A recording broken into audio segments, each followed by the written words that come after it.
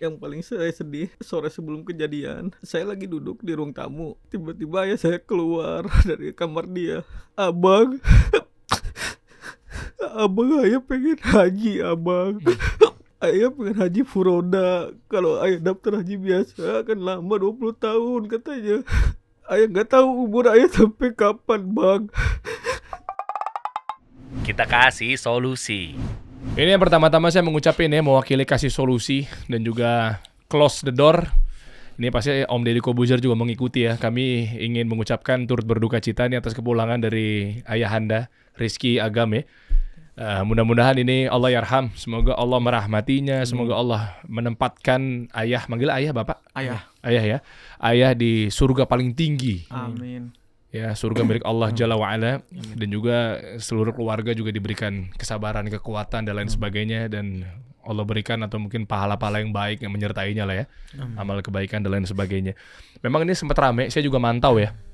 Artinya Rizky Agam ada bapak pengacara, Bapak Willy, yang memang siap. Jujur teman-teman, saya bersama mereka karena mereka minta keadilan. Mereka butuh keadilan dalam hal kalau kita simak ya bareng-bareng karena pengusaha rental mobil yang memang di mana mobilnya dirental sama seseorang namanya Ajat Supriyatna.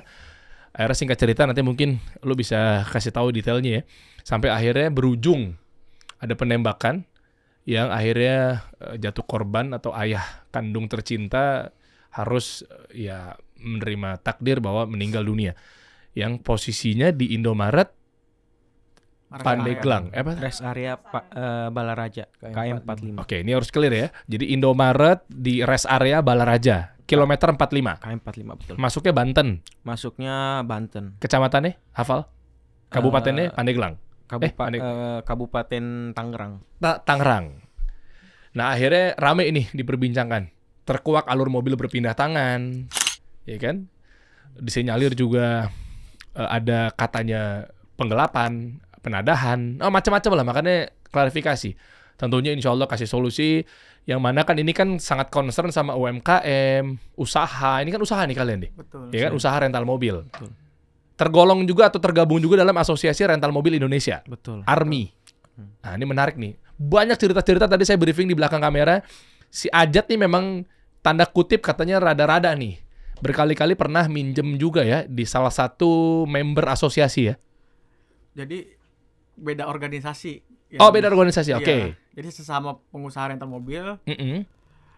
Setelah kejadian baru menginformasikan. Seperti dapat. itu. Seperti apa sih sejauh apa update-nya apa segala macamnya ya?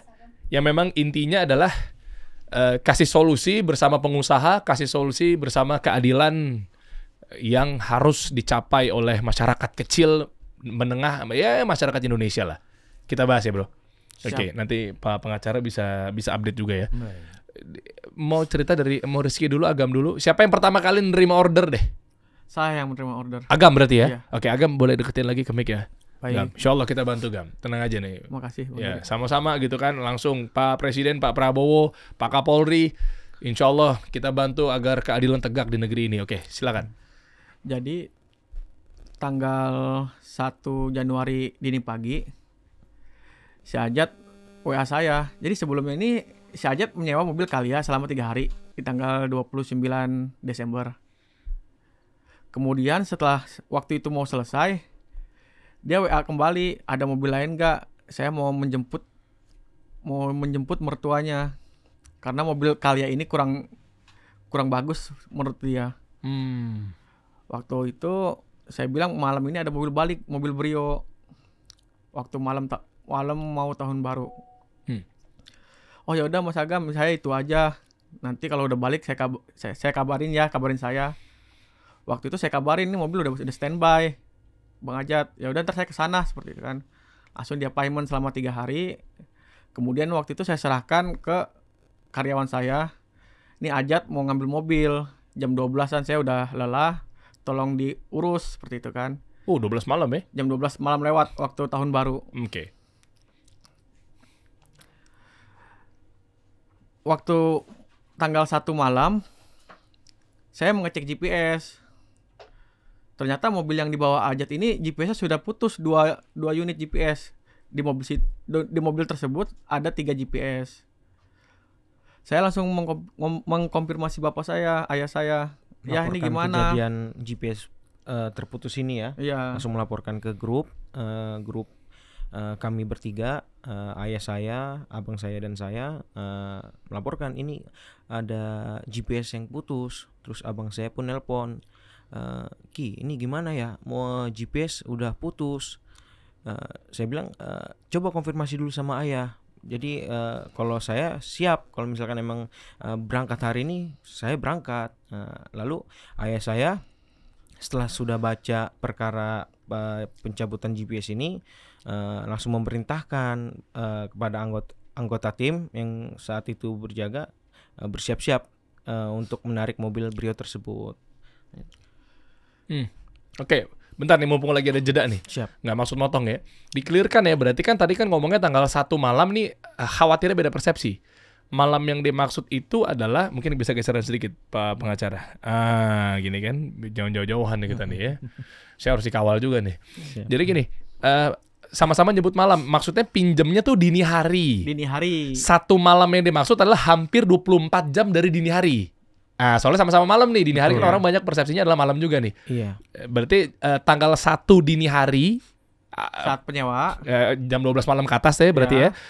Dan dicek hampir 24 jamnya jam 11 malamnya di hari itu. Hari yang sama. Berarti lewatin pagi, siang itu nggak ada masalah ya. Nggak ada masalah. Oke, pas malamnya udah beda beda tujuan. Karena niatnya pengen dibawa ke Sukabumi. Lah kok malah ke Pandeglang.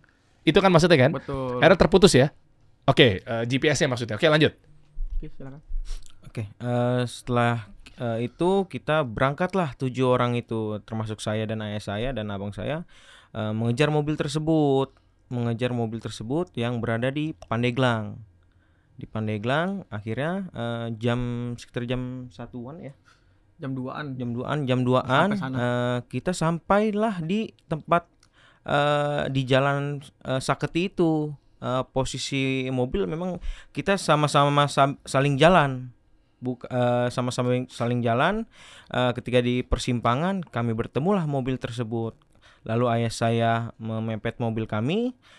Kita semua tim turun dan ayah saya menanyakan dapat dari manakah mobil ini.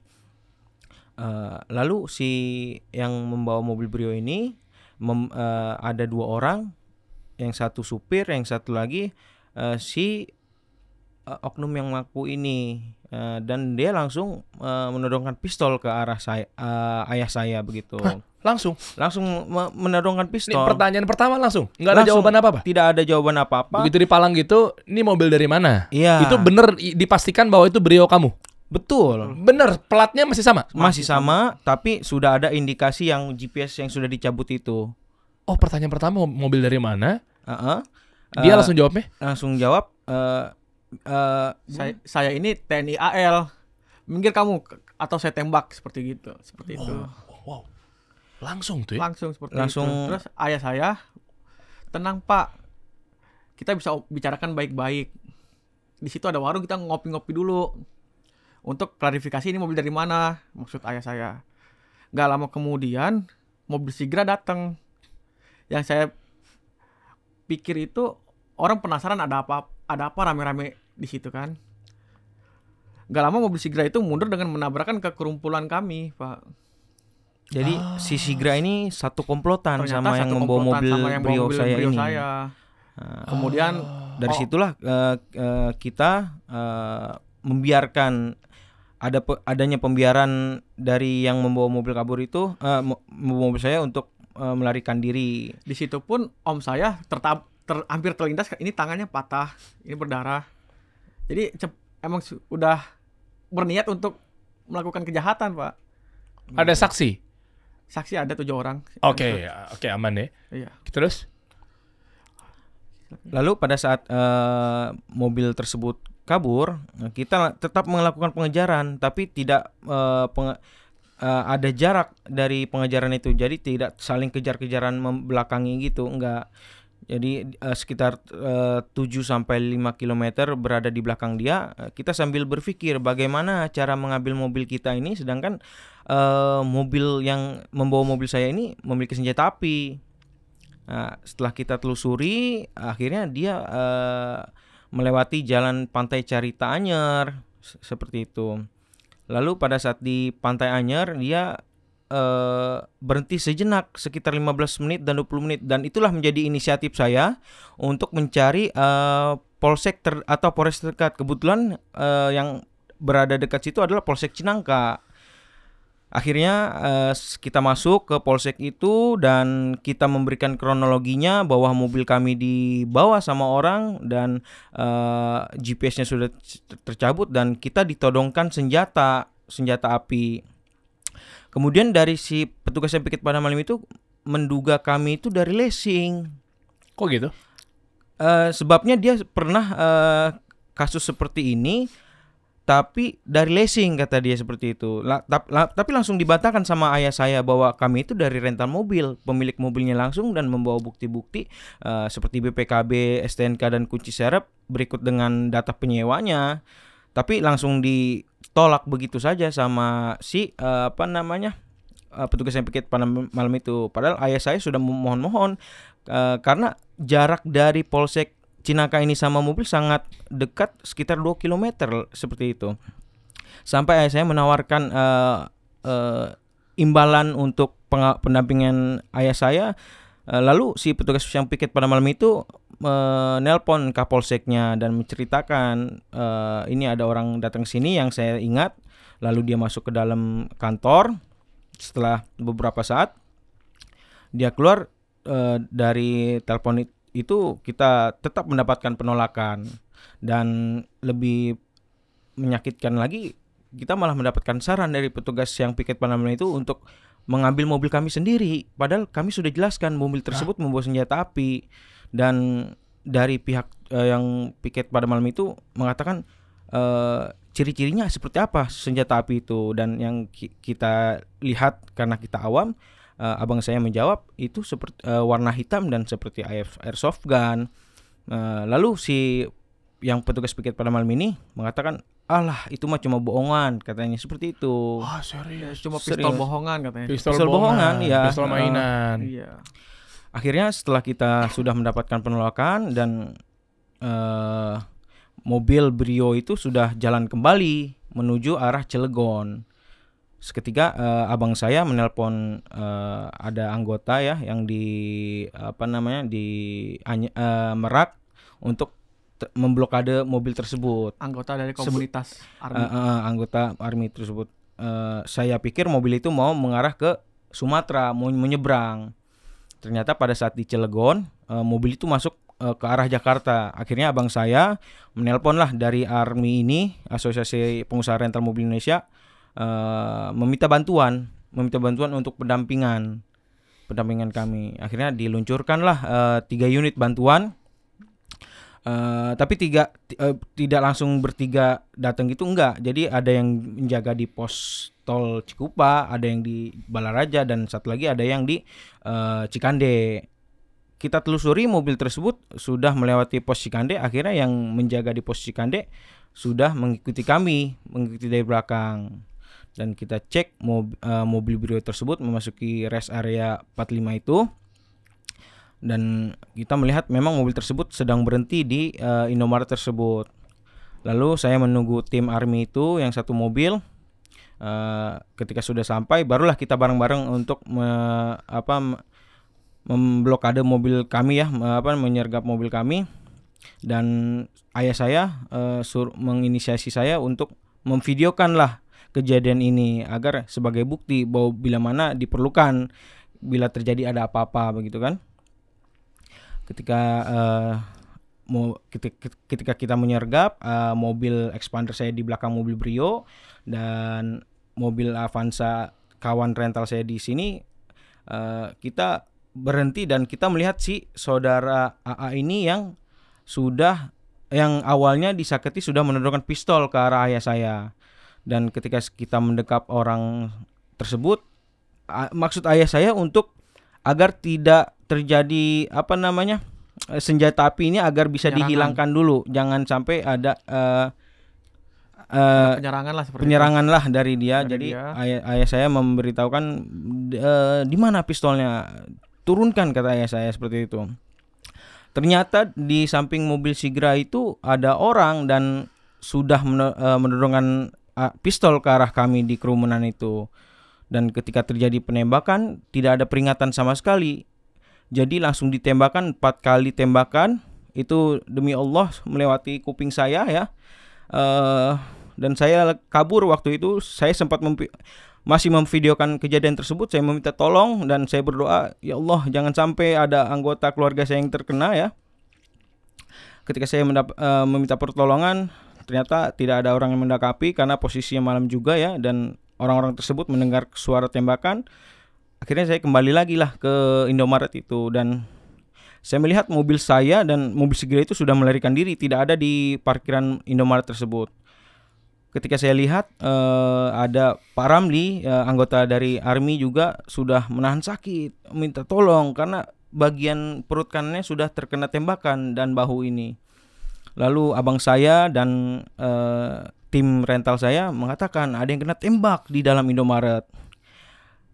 Dan saya memberanikan diri untuk masuk ke dalam, dan pas saya masuk ke dalam ternyata ayah saya sendiri yang terkena tembakan dan menahan sakit, darahnya keluar. Dan saya tidak pikir panjang, saya langsung membuka baju saya dan saya bertelanjang dada untuk menyelamati ayah saya, karena ayah saya memang keluar darah di dada itu sangat banyak sekali ya.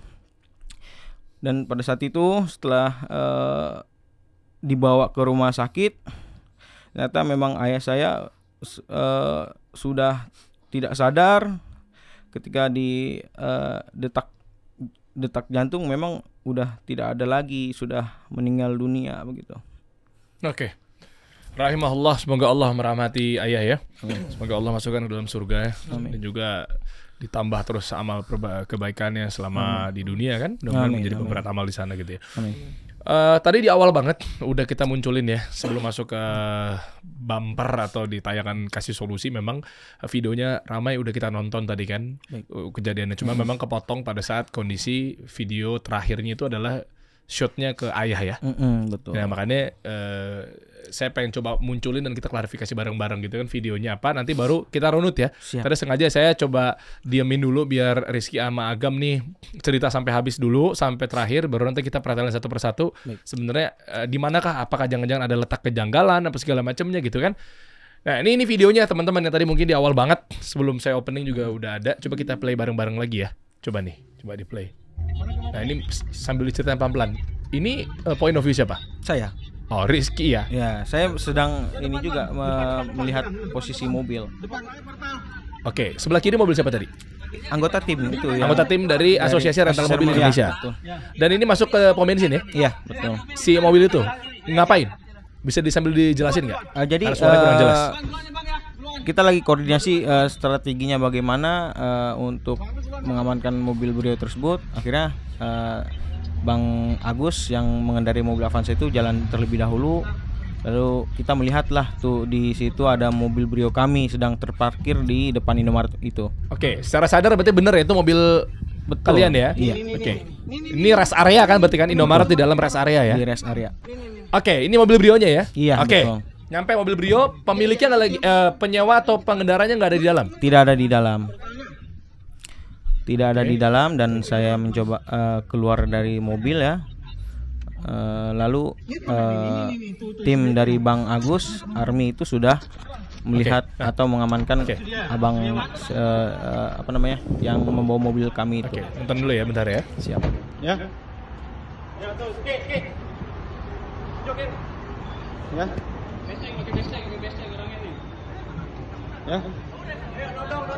Ya. Ya. Pos. Nah, tadi ada orang yang lagi ditangkap. Itu siapa? Itu yang membawa mobil Brio saya dan awalnya menodongkan ayah saya pada saat disaketi. Oke, yang nangkep dari Asosiasi Rental Mobil. Iya. Sama tim kita juga. Taunya itu orang itu dia kabur atau upaya lari?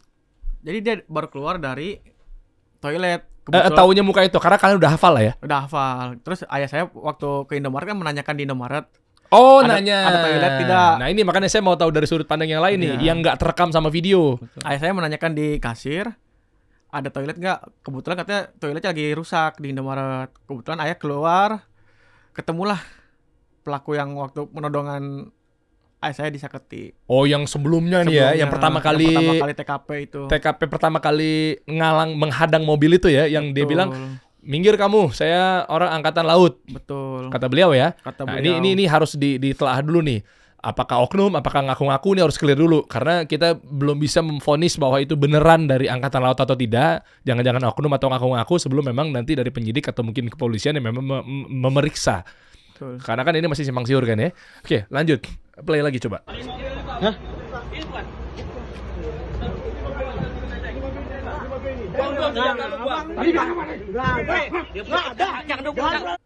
Di slide selanjutnya ada terdengar, jatuhkan pistol kamu, jatuhkan pistol kamu.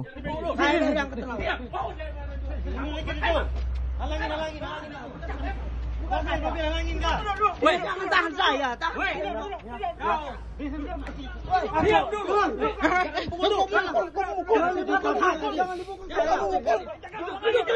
Duduk.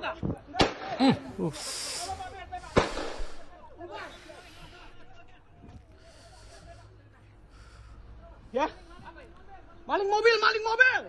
Waktu itu saya yang kabur pakai jaket merah, Menghindari tembakan. menghindari tembakan.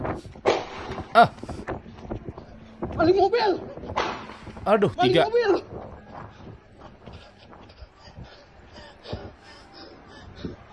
Oke, itu video pertama. Kita kelarin dulu bentar ya. Ada video yang berikutnya? Ada. Tapi sama dari mobil juga ini. Nah, itu Pak Ramli tuh di mobil tuh. Boleh dilihat di awal tuh. Pak Ramli itu dari Paling awal dari tim Asosiasi Rental Mobil Indonesia, dia sudah terkapar jatuh. mana? Coba play. Paling awal. Oh, berarti belum ketahuan Nah, itu dia. tembakan keberapa apa segala macam ya? Belum ketahuan. Belum ketahuan. Maksudnya kan tembakan pertama tuh mengenai siapa belum ketahuan ya? Apa udah ketahuan tembakan pertama kena Pak Ramli? Belum ketahuan. Belum ketahuan. Itu pertama. Belum kan? Yang kedua belum ketahuan. Karena lagi situasi panik semua nih. Situasi panik, Ini betul. kena mana? Kena ke siapa nih pelurunya Iya, nih? betul, Oke, betul. lanjut. Kita nonton dulu.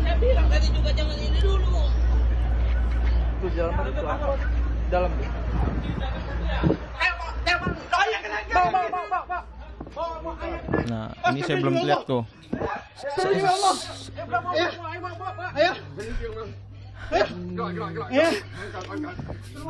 Allahu Akbar.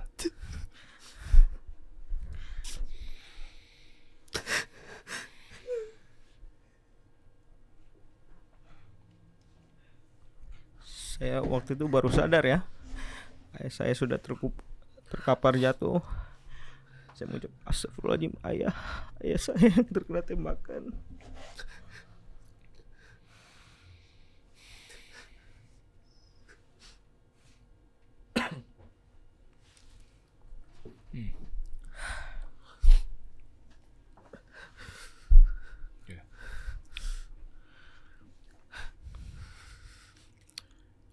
Yang memang belum tahu tadinya mengenai siapa pelurunya ya. Tapi akhirnya taunya pas dicek kirain cuma Pak Ramli. Yang berikutnya atau mungkin jangan-jangan peluru nyasar nggak mengenai Anggota keluarga sama sekali. atau anggota Pada siapa. saat saya kabur, saya sudah berdoa ya Allah, jangan sampai ada anggota saya yang terkena. Ternyata pas saya masuk Indomaret, saya shock banget. Ternyata yang terkena malah ayah saya sendiri. Dan saya kaget, benar-benar kaget. Saya nggak kuat lagi melihat ayah saya. Lalu saya tidak pikir panjang, saya buka baju, saya lepas telanjang dada, saya tutup luka tembak ayah saya agar tidak keluar. Ternyata ayah saya sudah memang menahan rasa sakit akibat tembakan tersebut. Gitu Mas Bang Dery. Yang paling saya sedih, sore sebelum kejadian, saya lagi duduk di ruang tamu. Tiba-tiba ayah saya keluar dari kamar dia.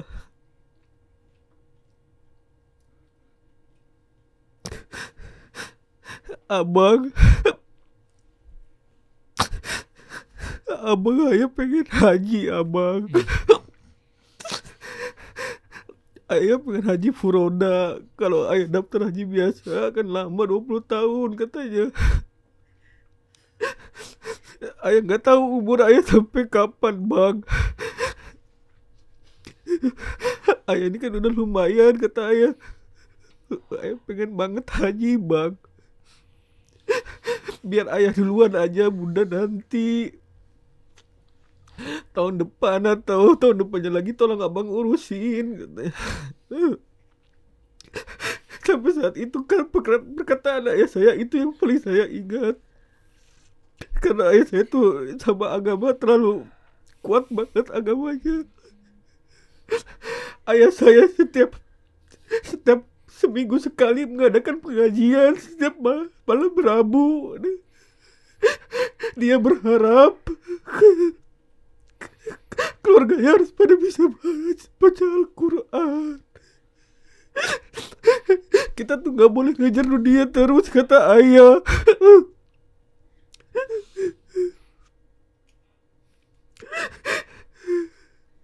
Kita ini masih ada akhirat kata ayah.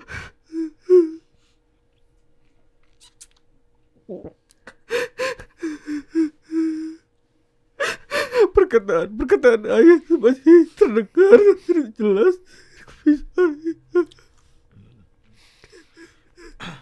Saya tidak berpikir akan menjadi seperti ini. Itu perkataan almarhum terakhir ke saya permintaannya.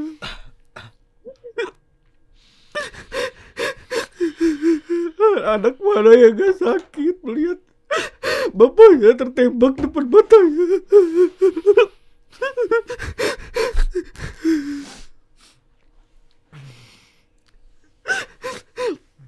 Maaf kalau saya cerita seperti ini.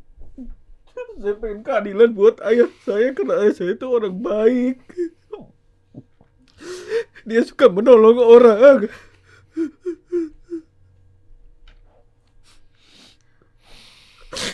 Astagfirullah.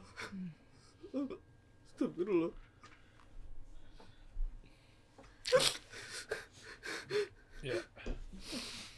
Ya, pokoknya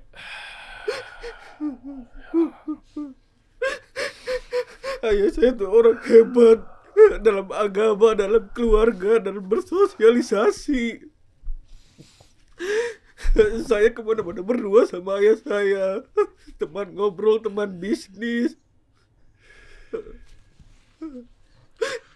Sampai pada saat itu saya mendapatkan diri saya mimpi atau bukan ayah saya seperti ini. Astagfirullah.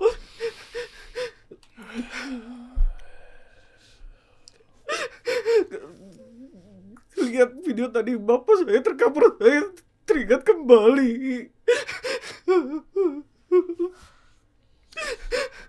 Astagfirullah.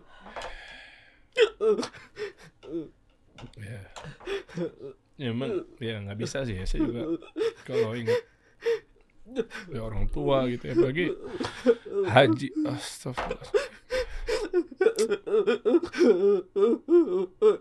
Ya mungkin kita doakan bareng-bareng, mudah-mudahan Allah hitung ini sebagai pahala haji ya, insya Allah ya. Mudah-mudahan Allah jadikan ini meskipun baru niat gitu, mudah-mudahan ya. Memang ayah belum haji sama sekali ya. Umroh udah, cuma ya. pengen haji katanya. Ya kita cuma bisa hanya berdoa mudah-mudahan Allah hitung ini sebagai pahala haji meskipun baru niat gitu ya, belum berangkat. Dan jadikan Allah berikan pahala yang luar biasa buat ayah ya. Kita hitung pahala haji yang Masya Allah gitu, sehingga menjadi pemberat amal kebaikan, pemberat pahala di dalam rukun Islam gitu, yang di dalamnya juga ada ibadah haji gitu kan. Ya kita tahu bersama bahwa mudah-mudahan Allah sempurnakan ya praktek-praktek keislaman yang pada ayah lakukan selama di dunia gitu ya. Amin ya Rabb, termasuk ibadah haji. Sampai akhirnya apa ya? Oke. Nih kita runut lagi ya, mudah-mudahan di sini Pak Presiden, Pak Wakil Presiden gitu kan, atau mungkin Kapolri gitu dan lain sebagainya, mudah-mudahan dengan adanya media ini bisa nyampe ke mereka sehingga betul-betul sesuai dengan programnya di presiden kita gitu kan. Belum lagi ngomongin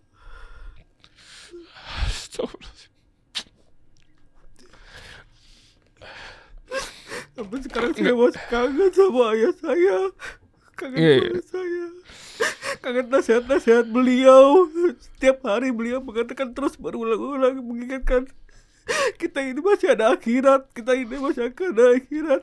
Yang mengingatkan sholat saya beliau setiap hari. Saya bukan orang baik, saya nggak taat sholat. Beliau terus mengingatkan, abang sholat dulu, abang udah waktunya sholat duhur, abang udah waktunya sholat maghrib. Jadi saya kangen diingetin ayah saya lagi.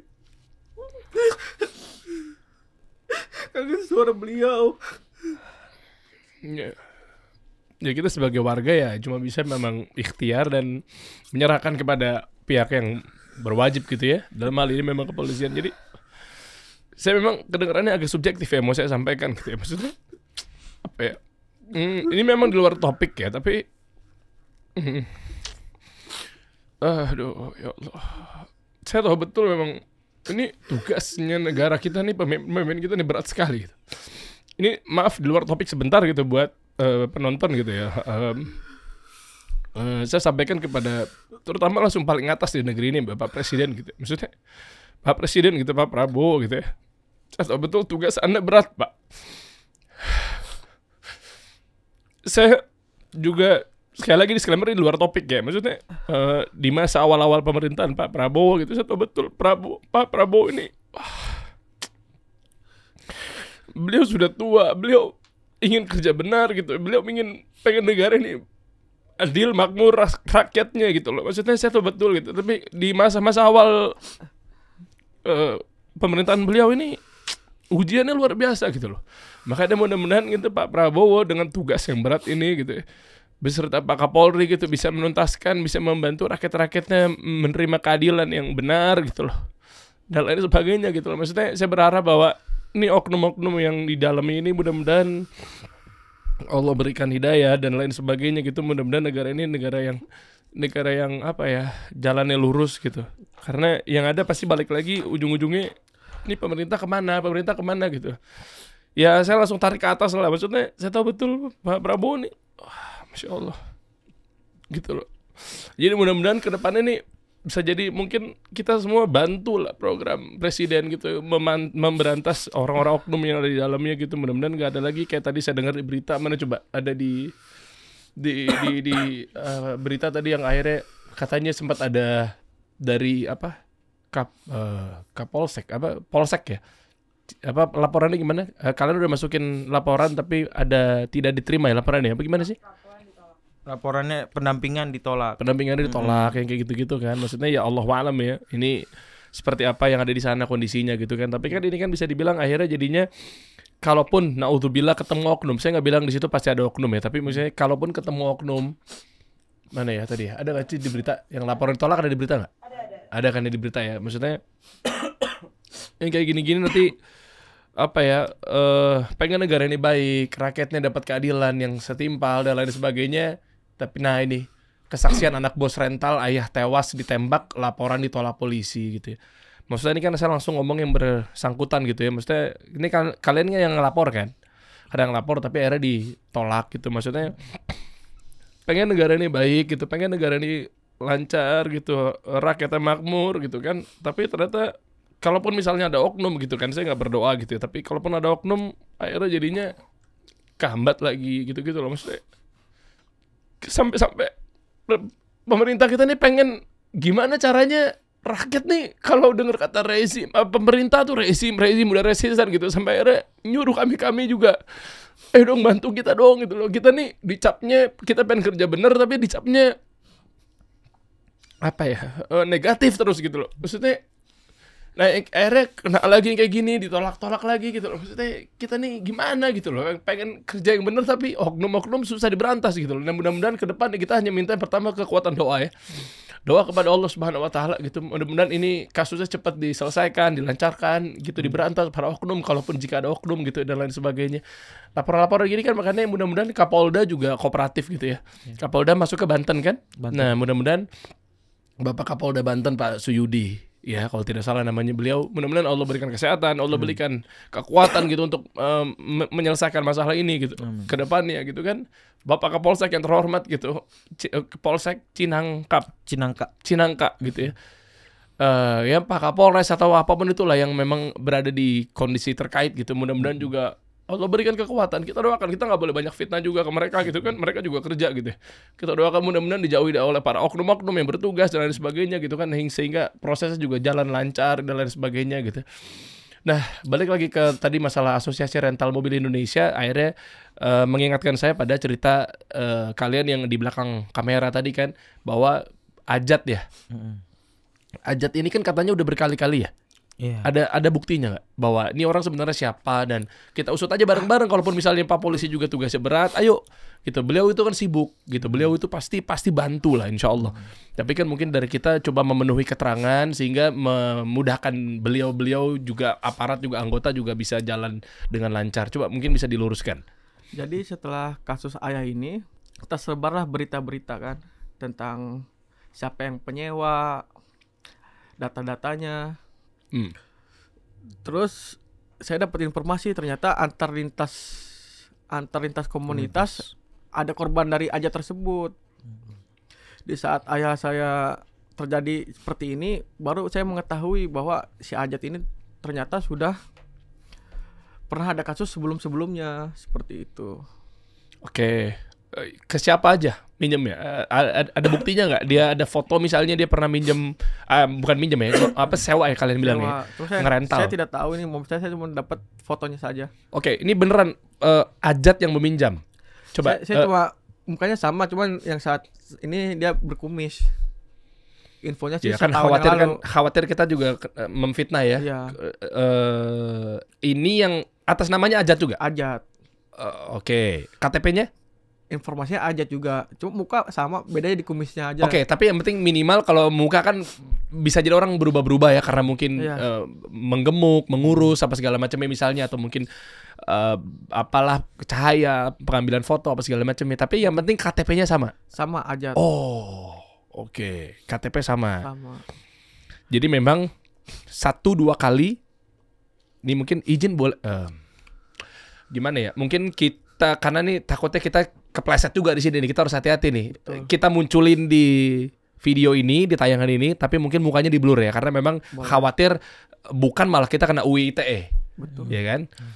Bukan dia kan ada orang yang ngerasa bahwa ternyata pencemaran nama baik gimana? Betul. Pencemaran wajah baik gimana? Saya gitu-gitu tahu kan. informasi tersebut setelah kejadian ayah saya, bahwa orang itu bernama Ajat juga telah kasus 7 bulan yang lalu kalau tidak salah. Oke. Mudah-mudahan ini, tapi ntar coba tim ya diatur ya, bisa disensor apa segala macam ya. Mungkin KTP-nya bisa kita munculin. Ada KTP-nya kan? Sudah saya serahkan semua ke polisian. Oke. Cuma fotonya ada. Dia pernah verifikasi data dulu, ada fotonya di HP. Oke. Mungkin gini aja kali ya. Insya Allah nggak apa-apa kita munculin untuk kebaikan, maslahat, kita munculin KTP-nya full. Baik. Alasannya apa? Alasannya karena sebenarnya dia bisa diusut, atau mungkin nggak tahu lah disensor atau dimunculin, tapi dia bisa diusut, bisa kena kasus. Kenapa? Karena bukan pada akadnya, kan dia yang minjem. Saya nggak tahu kalau di rental, kalau misalnya saya minjem mobil pada kalian, terus saya kasih Pak Willy, saya udah salah dong? Salah. Nah, itu kan maksudnya poinnya itu dulu tuh. Terlepas dari mau apalagi dijual, ditadah, penipuan, penggelapan gitu, beda cerita ya. Minjemin aja doang boleh nggak? Minjemin doang deh. Bentar, nggak boleh juga. Gak boleh. Mau ke Indomaret gitu. Ya, tetap nggak boleh. Okay. Tetap harus sama yang penyewa. Oke, Ya. clear ya. Dipastikan Ajat nggak ada di dalam mobil ya. Tidak ada. Ketika penyergapan pertama. Ya, Tidak bahkan ada. di surat rental pun dijelaskan bahwa sewa mobil tidak boleh dipindah tangankan. Oke. Tertuang dalam syarat ketentuan sewa mobil di rental mobil ayah saya. Kecuali kenapa-napa, kaki keram daripada membahayakan, itu pun dia harus ada di dalam. Betul. Nggak boleh lepas begitu aja. Betul. Meskipun alasannya cuma ke Indomaret. Meskipun alasannya cuma ngambil sendal di depan masjid gitu. Ibaratnya kasarnya gitu. Tetap sesuai dengan Ya, prosedur clear ya. yang- Berarti iya, maksudnya hal yang remeh-temeh aja nggak boleh Nggak gitu boleh, loh. Apalagi memang yang lebih serius. Terus dikasih orang yang akhirnya beneran malah jadi mungkin oknum yang nodong senjata. Itu udah nggak beres tuh. nggak beres. Kan asal muasalnya gara-gara si penyawa awal ini nih. Nah, jadi kemana-mana kan? Ya, betul. Oke. Jadi saya ini ada berpandangan ya, perspektif saya di sini kemungkinan terjadi sindikat karena Ajat yang menyewa malam itu GPS putus, pindah tangan. Saat pindah tangan itu terjadi pengawalan bersenjata, kemudian terjadilah penembakan seperti itu. Oke, clear. Boleh saya dapat edukasinya buat teman-teman juga ya. GPS putus. Nah, ini pelajaran nih buat teman-teman pengusaha rental mobil yang lainnya. Iya. Sebenarnya saya nggak mau nanya posisi di mana, khawatir malah jadi disalahgunakan ya. Tapi kenapa bisa semudah itu diputus? Jadi itu sangat sulit sebenarnya diputus. Mungkin dia punya metal detektor atau apa seperti itu untuk melacak GPS. Ya, mereka mencari sebenarnya. Oke, dan Membongkar-bongkar. lagi-lagi mesti nggak usah kasih tahu posisi di mana ya. Rahasia. Rahasia. Ya. Betul nggak apa-apa. Ini akhirnya jangan sampai saya malah jadinya memfasilitasi Betul. penyalahgunaan gitu ya. Itu hardware kan? Hardware. Bukan software yang diinstal di head unit atau apa kan? Hardware, hardware. kan? Ada di situ. Ada. Maksudnya ada di mobil. mobil. Apapun itu bentuknya mau dimanapun Betul, posisinya ya. Betul. Ada di mobil. Tapi kenapa semudah itu? Berarti dia tahu si Ajat itu. Nah, Belum itu tentu Ajat, maksudnya. maaf. Belum tentu Ajat ya yang memindahkan itu. Kita sudah semaksimal mungkin menyembunyikan itu GPS. Namanya sindikat, pasti dicarilah GPS tersebut sampai dapat. Sindikatan yang dimaksud tuh gimana sih? Menurut pengalaman dari teman-teman asosiasi rental mobil tuh maksudnya apa Jadi sih? sangat tinggi sekali peminat mobil bodong, Bang Ajri. Bang Dery. Mobil STNK only, mobil tanpa BPKB, tanpa STNK tuh banyak sekali di Facebook saya lihat. Saya juga selalu mantau. Ada mobil saya nggak yang dijual di Facebook. Banyak yang menyebarkan di marketplace STNK only. Berarti itu kan mobil bermasalah sebenarnya. Buat apa? Buat dipakai pribadi atau buat apa sih? Saya kurang paham. Kalau untuk itu saya no comment, saya tidak tahu untuk apa seperti itu. Kayak handphone BM, mirip nggak? Motor tanpa BPKB gitu. Yang penting dipakai aja udah gitu. Iya, Kemungkinan dan dipakai harganya pun ya lebih murah. Mobil. Seperempat lebih murah mungkin. Kalau Jadi- aku boleh kasih contoh kasus di daerah aku, daerah itu banyak yang jual beli motor bekas tanpa STNK, tanpa plat nomor, jadi cuma dipakai di daerah itu aja, yang penting dia punya kendaraan. Oh, makanya waktu itu sempat ada rame katanya di daerah yang waktu zaman kasus yang awal tuh rental-rental itu. Betul. Kan katanya kebidik di daerah situ ternyata banyak motor yang platnya malah di Pati. Di Pati. Pati. Pati Blora ya, Iya, Pati ya. dan Iya. kita ikut menyuarakan juga pada saat di Pati itu. Dan ayah saya membuat video jangan sampai kejadian itu ulang lagi pada saat kejadian Pati itu. Padahal Ternyata waktu saat kita melakukan itu, kita sudah sesuai prosedur. Kita waktu di Pati tidak melaporkan ke pihak berwajib, itu disalahkan. Kita sudah melaporkan pihak berwajib, ditolak. Jadi kita harus seperti apa? Padahal kan kita sudah menerangkan bahwa kita sudah ditodong gitu. Oke, nah saya mau runut ya. Ini kan ada penyergapan. Yang dimaksud dengan sindikat ini apakah memang di kepala saya kan udah jauh banget nih mikir sindikatnya ya, tapi mudah-mudahan saya salah lah, khawatir fitnah juga ya, tapi kita clearkan aja lah di sini. Kan dihadang. Yang jadi pertanyaan besar adalah kenapa ketika misal kita coba runut adanya terjadinya sindikat dari level rendah sampai level atas lah misalnya. Misalnya anggaplah jual beli.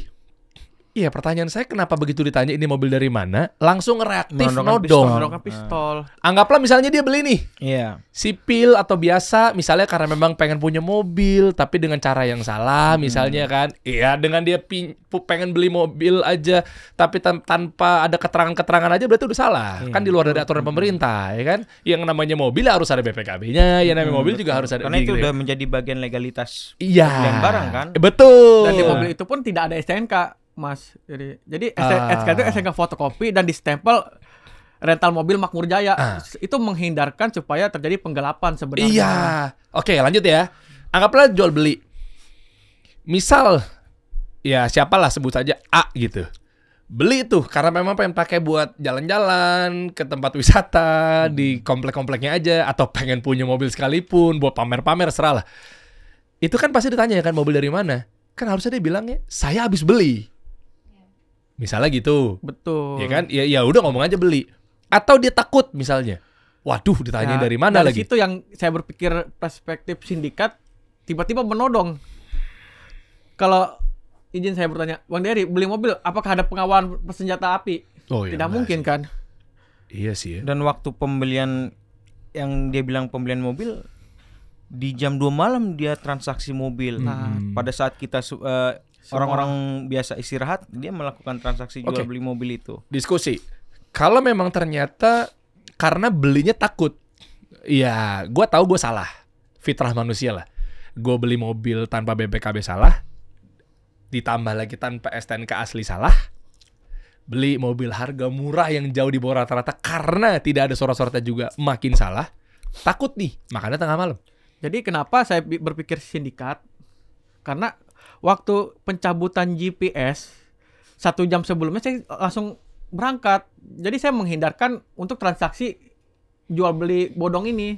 Ternyata info yang beredar sudah berpindah tangan, sudah dibeli seperti itu. Oke, tapi tujuannya apa ya? Kalaupun ini oknum angkatan laut, karena beliau ngakunya begitu kan? Betul. Oknum angkatan laut beli untuk apa? Beli untuk jalan di komplek, ya udah.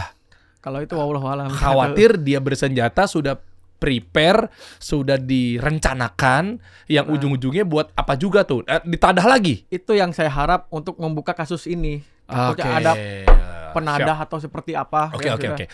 Rizky, Agam, insya Allah kita bantu karena mereka berdua ini anak-anak muda yang memang minta keadilan. Mudah-mudahan nanti ke depannya langsung ke pangkalnya aja lah ya. Puncaknya aja Pak Kapolri melihat hal ini, silakan kami percayakan pada Anda Pak. Di sini ada Pak Willy selaku pengacara. Mungkin maaf ya Pak ya baru ngobrol sekarang, tadi memang kita seru sekali. Saya juga penasaran sekali gitu ya. Jadi tanpa mengurangi rasa hormat Anda berada di sini, yang pasti juga kita butuh ilmu Anda dan informasi dari Anda terkait bagaimana sudut pandang dari seorang pengacara. Pak Willy, sudah sejauh apa Pak kasus ini gitu? Mungkin bisa Anda update gitu ya.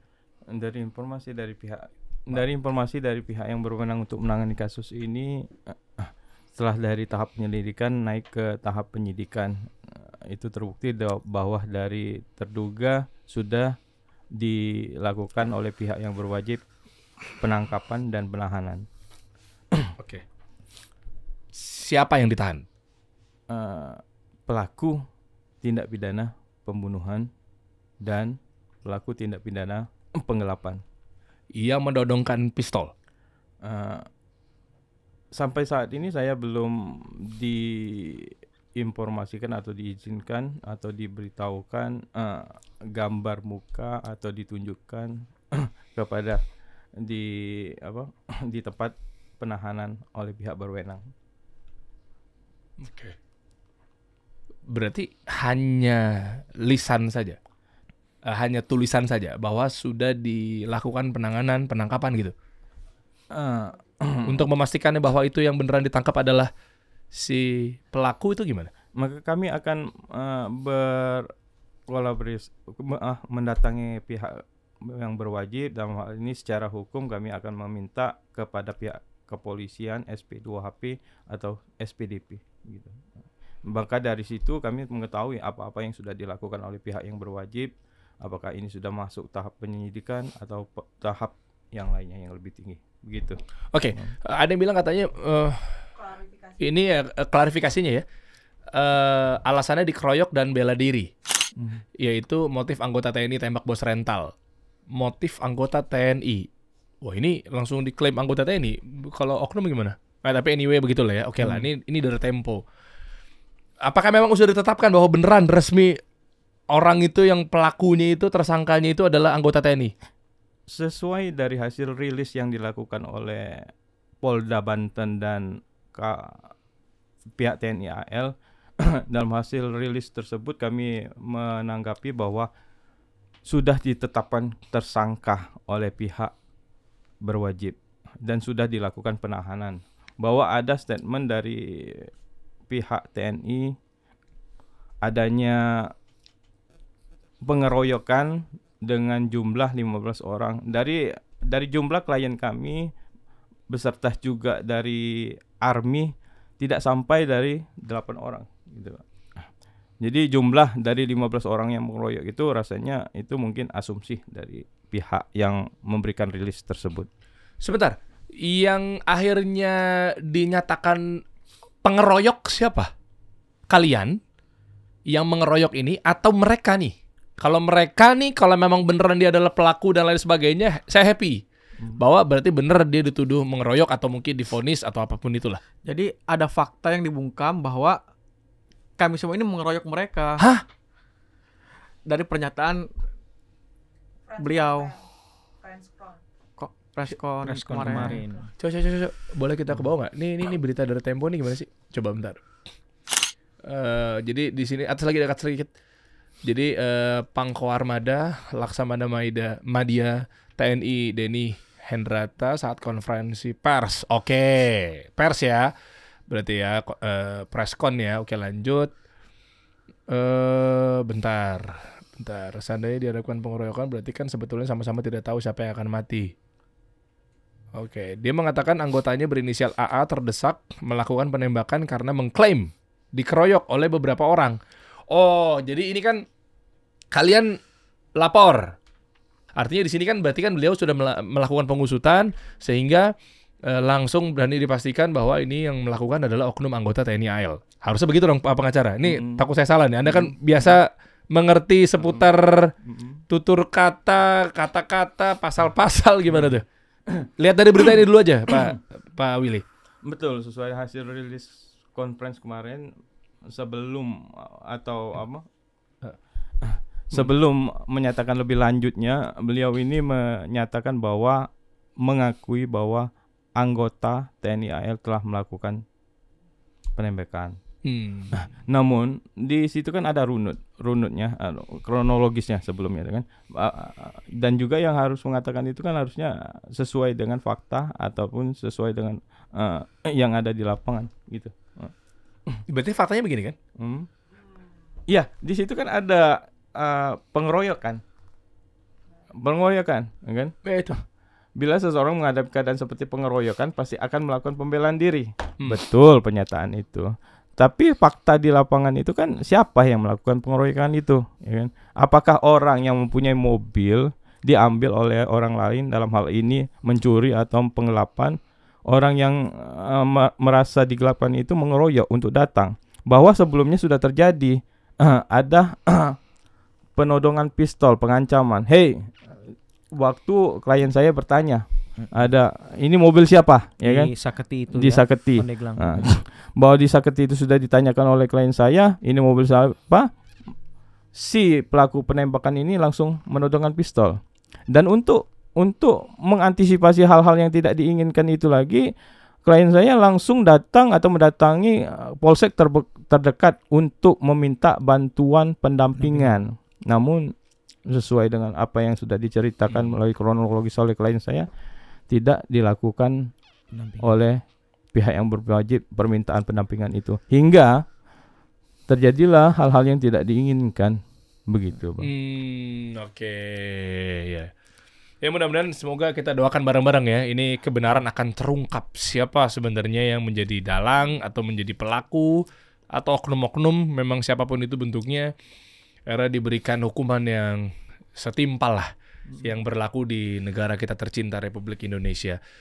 Nah jadi update-nya seperti apa? Ya terupdate yang dibilang kita tuh pengeroyokan, bahkan ada statement kill or to be kill. Gitu. Itu kan maksudnya seperti apa masa sama masyarakat statement itu di Statement siapa? Statement dari Pak Panglima. Oh, bilangnya? konferensi Kill kemarin or itu. to be Oh, preskon ya? Iya. Saya sejujurnya belum nonton videonya secara Jadi itu yang saya sangat Lengkap. sayangkan sekali statement seperti itu. kill or to be kill. Saya gimana sih jelasinnya? Iya. nggak apa-apa lanjut aja. Terus. Jadi kan kamu mati atau kita yang mati seperti itu kan contohnya. Kenapa memberikan statement itu kepada kami gitu? Sebagai kami korban dibilang kami pengeroyokan. Jadi faktanya nih dirubah-rubah tanpa dari pihak TNI mengkonfirmasi ke saya, mem-BAP saya juga belum seperti itu. Oke. Iya. Paling saya ingin menambahkan aja ya. Iya, gimana Ki? Penggiringan opini ini terjadinya pengeroyokan katanya.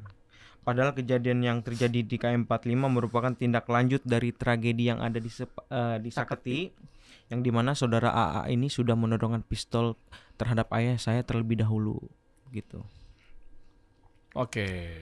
Dan kemarin saya pun hadir di press release preskon itu, katanya ingin transparansi dari pihak sana, tapi ternyata pelaku ini masih belum diungkap, dipublikasikan. Padahal saya ingin sekali melihat siapakah pelaku penembak ayah saya dan bagaimanakah rupanya begitu. Oke, berarti yang mau disampaikan kepada mereka, contoh kalau dari saya pengen Pak dari mulai berarti Pak Kapolres ya, Pak Kapolsek. Ya pokoknya itu pun lah ya, yang ada di Saketi atau mungkin Pandeglang atau Banten lah lebih tepatnya. Saya berharap Bapak semua gitu kan, yang semoga selalu dalam lindungan Allah. Ya, kami berharap bahwa Bapak-Bapak semua yang ada di jajaran sana bertindak suportif, kooperatif, betul nggak? Agar saya percayalah Anda ini bisa dibilang garda terdepan. Anda ini menjadi tulang punggung ya di negara kita ini agar tegak karena para aparat. Anda ini orang kepercayaan kami semua apa segala macam ya. Jadi saya sih positive thinking. Saya percaya bahwa Anda pasti melakukan kerja yang terbaik. Saya berharap bahwa ya polisi bertindak yang sejujurnya, netral, ya pasti gitu lah ya, objektif, sehingga bisa terkuat. Jadi ya, masyarakat juga dapat keadilan yang setimpal dan lain sebagainya. Dari mulai Bapak Kapolsek, Kapolres gitu ya, dan sampai ke Kapolri lah bisa dibilang, gitu kan, dan lain sebagainya. Mudah-mudahan ini kelar semuanya nih. Nah itu sih paling mungkin dari teman-teman ada yang mau ditanggap atau statement lah kepada pihak-pihak yang berwenang di sini. Siapa duluan? Pak bantu Pak, ini anak-anak muda nih. Maaf, masih ada ibu kandung? Masih ada ya? Wah berarti ini menjadi tulang punggung keluarga siapa sekarang nih jadi ini? Kita berdua. Masih ya? Iya. Oh, maaf udah menikah juga? Sudah. Udah menikah. Rumah pun dekat sama, jadi berkumpulnya di situ semua dekat-dekat. Oke. Gitu. Pak Presiden, saya malas mengadu aja ke Presiden gue tercinta lah. Pak Presiden, ini anak-anak muda ini mereka baru aja kehilangan sosok ayah tercintanya Pak Presiden. Pak Kapolri juga gitu kan. Saya percayakan pada Anda dan juga para jajaran Anda atau mungkin bawahan Anda dan lain sebagainya atau apapun itulah. Ya memang tolong mungkin bisa dibantu karena ini biar clear dulu nih. Mungkin Pak Willy ada yang mau disampaikan. Jadi mudah-mudahan ini semua selesai lah. Mau dibantu lah Pak, ya nggak? Gimana Pak Willy? Saya percaya pada aparat yang terkait bekerja secara profesional dan proporsional. Ya. Dan kami berharap bahwa kasus ini segera mungkin dituntaskan secara adil, bijaksana, dan transparan. Transparan. Oke. Ada lagi panggilan-panggilan sejauh ini dalam waktu hari ini? Hari ini kita akan ke Puspomal ya untuk diberikan diminta keterangan oleh pihak sana. Puspomal. Oke. Siap. Apalagi yang mungkin mau ditambahkan biar nanti saya coba sundul-sundul lah. Saya coba bismillah, saya coba tanya jalurnya. Siap. Bantu dari sisi ini karena kami pengen sekali kasih solusi bersama dengan pengusaha. Ini akhirnya sekarang jadinya tadinya kan ayah sebagai ya mungkin bos lah ya, atau mungkin pemilik lah ya. Sekarang ya qadarullah ayah udah meninggal, pasti kan kalian sekarang akhirnya menjadi ownernya lah bisa dibilang. Nah jadi kan pengen ini usaha jadi lebih lancar, ekonomi tumbuh, target Pak Presiden juga pengen membantu rakyat-rakyat atau ekonomi mikro jadi naik ke atas. Ini kan jadi kehambat. Dan yang kedua ya tentunya keadilan ya, korban dan lain sebagainya. Kalau dari kalian, Pak Willy? Ada satu orang lagi yang sekarang sampai dengan saat ini masih kritis keadaannya akibat dari perbuatan sindikat pelaku ini. Berapa orang sih korban total? 2 orang. 2 udah termasuk ayah? Iya. Udah. Yang lainnya perlu ada yang divisum nggak? Siapa tahu ada pemukulan, pengeroyokan? Ada itu. Sekalian aja. Yang waktu ditabrak itu sampai sekalian. dia tangannya ini hilang nih, apa namanya? Tapi alhamdulillah setelah diurut keluar lagi matanya ini. Apa sih? Oh ini Matanya ini. patah, geser lah ya. Waktu kejadian bengkak banget tangan itu. Bengkak banget, sinya berdarah-darah. Makanya Kalian juga lu pada divisum aja? Kan ada dorong-dorong gitu, pendorongan nggak? kalau waktu itu kan adik saya yang memvideokan. Waktu itu saya agak jauh untuk memantau situasi. Oh iya, maksudnya kan artinya kan kalau lagi jatuh lari itu kan bisa jadi bukti juga ya Pak ya. Maksudnya kan bahwa ini ada upaya pengejaran misalnya apa segala macam gitu. Itu kan kalau pas lagi ada benturan-benturan kan bisa jadi bukti juga gitu loh. Memperkuat aja sih bahwa ini terjadi, kalian tuh bener-bener korban dan tersiksa saat itu gitu loh maksud saya. Betul. Biar clear semuanya gitu loh. Jangan sampai akhirnya dibalik faktanya diputar bahwa seakan-akan kalian yang mengeroyok gitu. Betul. Apalagi ada Ki. Ya, mungkin dari saya udah berusaha sebisa mungkin ya untuk keadilan ayah saya, dan saya berjuang untuk keadilan saya, untuk bakti saya terakhir kali untuk ayah saya ya, karena ayah saya memang seorang figur yang terdepan buat saya. Jadi ayah saya pernah berkata, kalau kamu hidup seperti kamu menanam padi. Kalau kamu menanam padi, rumput pun akan tumbuh. Tapi jangan kamu menanam rumput, padi pun nggak akan tumbuh. Jadi pesan dari ayah itu, kejarlah akhirat, maka dunia dan sisinya pun kamu akan bisa merasakannya begitu. Masya Allah. Mudah-mudahan dengan niat tersebut ya, yang sempat diucapkan oleh sang ayah, Allah yarham gitu, rahimahullah ta'ala, semoga Allah merahmatinya, terhitung pahala haji. Amin ya Rabbi. Ya kita sebagai penutup, mungkin ini cara Allah mengangkat derajat ayah, cara Allah memberikan pahala haji buat ayah. Ya semua udah qadarullah kan, ada qada dan qadar gitu kan, ada takdir Allah gitu ya. Semoga cara Allah ingin memasuki ke dalam surga dengan pahala haji yang luar biasa. Amin. Kan? Nggak ada yang tahu. Mungkin ambil hikmahnya. Siapa tahu manusia ini pendosa. Siapa tahu mungkin dilanjutkan umurnya. Kalau menyikapi tentang mengenai takdir gitu ya, kalau dari saya lanjutin taunya malah potensi-potensi buat dosa misalnya apa segala macamnya malah nggak kehitung. Ada duit belum tentu, mungkin oknum ya siapapun itulah ya, ada duit tapi belum tentu dipakai buat haji. Nah ya kan, siapa tahu itu terhitung dengan cara-cara Allah kan, bisa jadi ya. Saya hanya mendoakan saja, mudah-mudahan Pak Willy sehat selalu ya Pak ya. Mudah-mudahan Anda juga bisa menjadi garda terdepan untuk membela orang-orang yang memang tertindas, menjadi pengacara yang memang betul-betul membela rakyat, kliennya secara yang benar dan seterusnya. Nanti update ya. Baik. Semoga Allah berikan kemudahan buat kita semua ya. Amin. Amin ya rabbal alamin. Kita kasih solusi.